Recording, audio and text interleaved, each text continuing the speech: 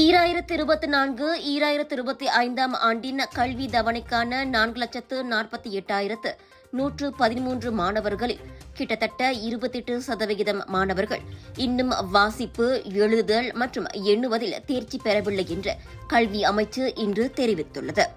முன்னதாக ஜூலை மாதத்தில் ஆசிரியர்களால் நடத்தப்பட்ட முன் சோதனையின் மூலம் கல்வி அமைச்சின் எழுத்தறிவு மற்றும் எண்ணியல் தலையீட்டு திட்டத்திற்காக 1,22,062 மாணவர்கள் அடையாளம் காணப்பட்டதாக அதன் இயக்குநர் அஸ்மான் அட்னான் கூறினார்.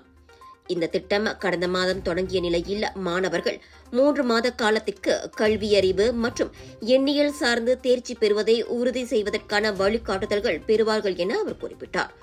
3 மாத தலையீட்டிற்கு பிறகு மற்றொரு மதிப்பீடு நடத்தப்படும்.